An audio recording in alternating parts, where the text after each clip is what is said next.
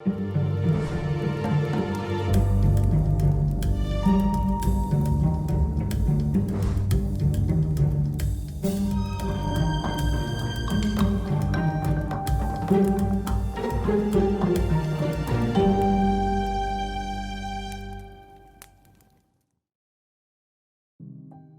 Ozarks, a region known for its hills and hollows, beautiful scenery, and the friendly people who live there. Recognized in pop culture by TV shows like Netflix's hit series Ozark or 2010's award-winning movie Winter's Bone, the Ozarks is known by people across the country. It also has its fair share of mysteries and legends. Every culture and every place has its own monsters, and the Ozarks is no different. Probably the most common monster that shows up in old folk tales and stories from the Ozarks is a creature called the Gowrow. Often described as a large reptilian creature with a long neck, big tusks, and a spiked tail.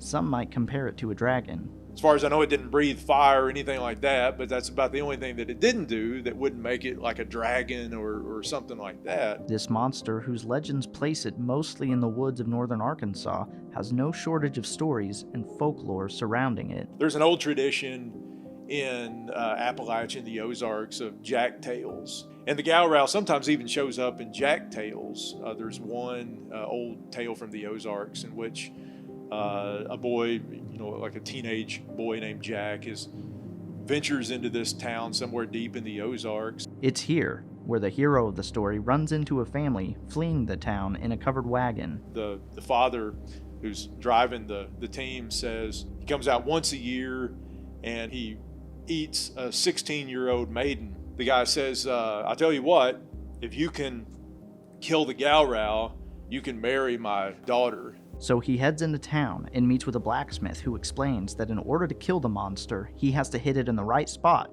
and then hands him a gun with 3 silver darts. It's the Ozarks, so we're not, we're not doing a crossbow or something like that. It's a giant shotgun with 3 silver darts, and he sends him on his way.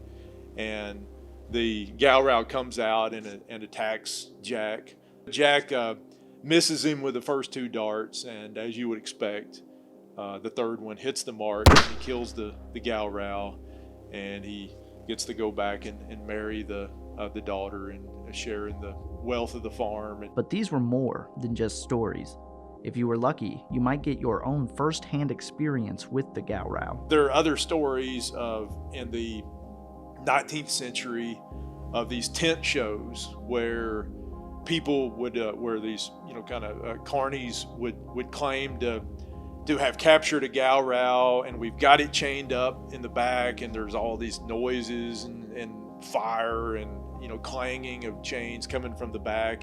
That's when the real show would start. The trick was that once they had collected everyone's money to go in and view the Gowrow, then there would be this loud explosion in back, and the tent would crash in, and the guy would run out of the tent with blood dripping from his face and yell, "The Gowrow's loose, get out of here." And everybody runs, and so you make sure you get their money before you scare them off, and they don't have to see the Gowrow. But apparently that was, at one point, that may have actually been a tent show that at least fooled a few people in a few places before folks got wise to what was going on with the Gowrow show. But was the Gowrow just a sideshow act, or was it something more? The Gowrow was so well known in Ozarks folklore that in 1897 there was a traveling salesman in North Arkansas. This traveling salesman claimed to have captured a Gowrow, which would be a really hard thing to do,